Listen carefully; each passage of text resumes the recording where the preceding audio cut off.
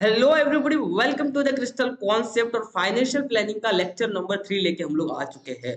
और इस सेशन के अंदर हम टैक्स और टैक्सेशन को एक डिटेलिंग में अंडरस्टैंड करेंगे, क्योंकि मेरा टारगेट आपको सिर्फ प्रैक्टिस सेट करवाना नहीं होता है। मेरा टारगेट ये भी होता है कि क्या आप लोग मैथ्स को समझ रहे हो, क्योंकि मैंने देखा हुआ बहुत सारे स्टूडेंट्स की एक आदत सी हो चुकी है कि जल्दी से प्रैक्टिस सेट करो, जल्दी से फॉर्मूले में वैल्यू डालो, आंसर निकालो, और यही उनका गोल होता है। समझना उनका गोल नहीं होता, और ये देख के थोड़ा बुरा भी लगता है। तो प्लीज ट्राई टू अंडरस्टैंड कि जब भी आप मैथ्स की स्टडी कर रहे होंगे तो उस चैप्टर की पूरी अंडरस्टैंडिंग करो कि वो चैप्टर आपके सिलेबस में क्यों दिया गया है और वो चैप्टर आपको क्या सिखाना चाहता है।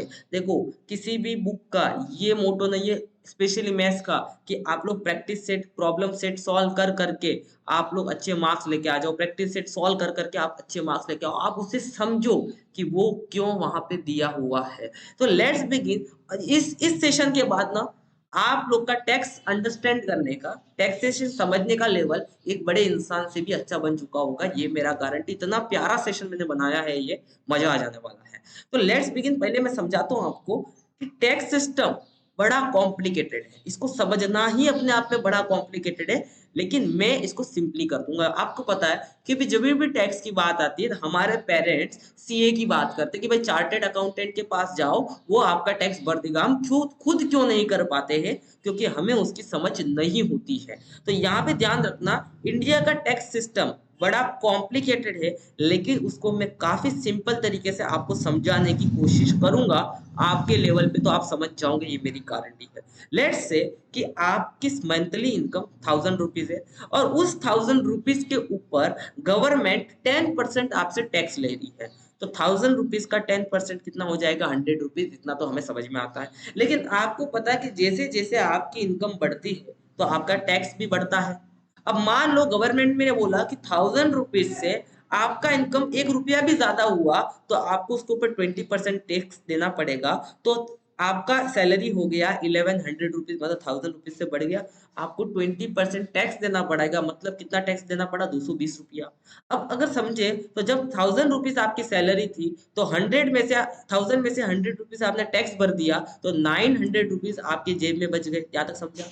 लेकिन जब आपकी सैलरी 1100 रुपीज हो गई, मतलब सैलरी तो आपकी बढ़ गई, तो आपने टैक्स 220 रुपया भरा, और आपके पास में 880 रुपीज बच गया।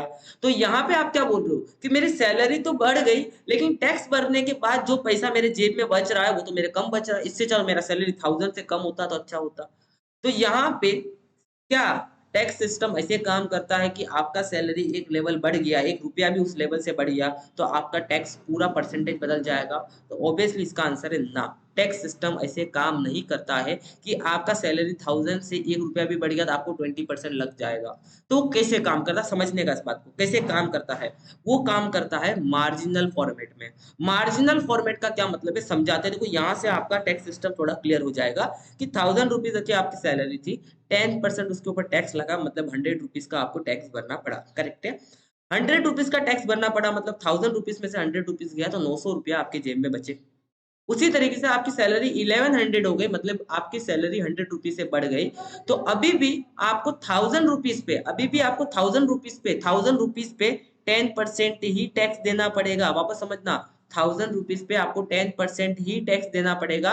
लेकिन ऊपर के 1000 रुपीज के बाद के जितने भी पैसे होंगे, जितने भी रुपये आपने कमाए होंगे, उसके ऊपर आपको 20% टैक्स देना पड़ेगा। इसका मतलब क्या हुआ कि 20% टैक्स डायरेक्ट 1100 रुपीज पे नहीं लग रहा है, 1000 रुपीज पे 10% टैक्स लग रहा है, और 1000 रुपीज के ऊपर जो भी इनकम आपकी होगी उसके ऊपर 20% टैक्स लगेगा। अब टोटल टैक्स आपने यहाँ पे कितना भरा? 120 रुपया। अभी 1100 में से 120 रुपया टैक्स भरने के बाद आपके जेब में कितना बचा? 1080 रुपया। तो ऑब्वियसली आपकी सैलरी बढ़ी, तो आपके आपके जेब में फाइनल अमाउंट भी ज्यादा बचेगा एज कंपेयर टू पहले। इस तरीके से नॉर्मल टैक्स सिस्टम काम करता है। तो ये मार्जिनल होता है। मार्जिनल का मतलब क्या होता है कि टैक्स सिस्टम को हमने सेट्स में डिवाइड करके रखे, पार्ट्स में डिवाइड करके रखा, उसका स्लैब बना के रखा है कि भाई इतना सैलरी होगा तो इतना टैक्स भरेगा, इतना सैलरी होगा तो इतना टैक्स भरा जाएगा। ये समझ में आया आपको? Look at this. ये आपके टेक्स्ट बुक का एक चार्ट दे रखा है, और यहाँ पे भी आप देख पाओगे तो सैलरी को बांटा हुआ है कि अगर आपकी सैलरी 2,50,000 तक है तो आपको कोई भी टैक्स नहीं भरना पड़ेगा अगर आपकी सैलरी 2,50,000 पे है। अगर आपकी सैलरी 2,50,000 से ज्यादा मतलब क्या, 2,50,000 से लेके 5 लाख के बीच में कोई भी अमाउंट है, 2,50,000 तक आपको कोई टैक्स नहीं भरना पड़ रहा है। उसके ऊपर अगर आपकी सैलरी है तो उसके ऊपर आपको उस इनकम के ऊपर 5% टैक्स लगेगा, और उस टैक्स जो भी लगेगा उस टैक्स के ऊपर 2% आपको उस इनकम टैक्स पे और टैक्स भरना पड़ेगा। लगे देखो मतलब क्या है कि 100 रुपीज आपकी सैलरी है, 10% 5% आपको टैक्स लगा, मतलब कितना रुपया टैक्स लगा यहाँ पे आपको 5 रुपीज टैक्स लगा। इस 5 रुपीज टैक्स वाली इनकम पे 2% आपको टैक्स देना पड़ेगा, लेकिन 2% आप किसके दे रहे हो, 5% टैक्स वाली इनकम के ऊपर आप 2% और दे रहे हो, तो वो जाएगा आपका एडुकेशन फीस के अंदर, और उसी 5 रुपीज के ऊपर आपको 1% और टैक्स देना पड़ेगा, और वो जाएगा आपका सेकेंडरी हायर सेकेंडरी फीस के अंदर। ये ध्यान रखना, बस इतनी बातें आपको समझनी है। तो यहाँ पे अगर आपकी सैलरी 5 लाख से लेके 10 लाख के बीच में पहुंच चुकी है तो आपको 12,500 रुपया तो 5 लाख तक इनकम पे टैक्स देना पड़ेगा, लेकिन उसके ऊपर की इनकम, उसके ऊपर की इनकम मतलब 5 लाख के ऊपर की इनकम के ऊपर आपको 20% टैक्स देना पड़ेगा। उसी तरीके से आपकी सैलरी अगर मोर देन 10 लाख रुपीज है तो 10 लाख रुपीज के ऊपर तो आपको इतना टैक्स देना पड़ेगा, लेकिन उस 10 लाख के ऊपर के रुपीज के ऊपर आपको कितना टैक्स देना पड़ेगा, तो आपको टोटल 30% और टैक्स देना पड़ेगा। तो ये कॉन्सेप्ट आपको ध्यान रखना। और एक और बात, ये जो टैक्स है आप जो पेड कर रहे हो ये एज पे भी डिपेंड करता है, कि अगर आपका एज अप टू 60 ईयर है तो आपको ये वाला चार्ट फॉलो करना है जो अभी आपके सामने दे रखा है। अगर आपका एज 60 to 80 ईयर के बीच में है तो आपको ये वाला चार्ट फॉलो करना जिसके अंदर 3 लाख तक आपको कोई टैक्स नहीं भरना पड़ता है, अगर आपका एज 60 से 80 ईयर के बीच का है। और अगर किसी का एज 80 ईयर से भी ऊपर है तो उसको 5 लाख तक कोई भी टैक्स नहीं भरना पड़ता है। तो आपको अलग अलग क्वेश्चंस के लिए अलग अलग चार्ट को इस्तेमाल करना पड़ेगा, तो फोकस करना पड़ेगा आपको एज के ऊपर कि पर्सन का एज क्या दे रखा है। बात समझ में आया। अब हम समझेंगे कि दो तरह के टैक्स होते हैं इस पूरी दुनिया में, जितनी भी कंट्री है वहां पे दो तरह के टैक्स एप्लीकेबल है, डायरेक्ट टैक्स और इनडायरेक्ट टैक्स। और हमारे भी इंडिया में भी मोटा मोटी यही सिस्टम है। अब समझते हैं कि डायरेक्ट टैक्स क्या होता है। डायरेक्ट टैक्स मतलब एक ऐसा tax paid from your income directly by you, मतलब आपने कुछ पैसा कमाया और आपने खुद ने ही गवर्नमेंट को जाके टैक्स भरा, मतलब आपने कमाए हुए इनकम पे जो टैक्स भरा वो हो गया आपका डायरेक्ट टैक्स।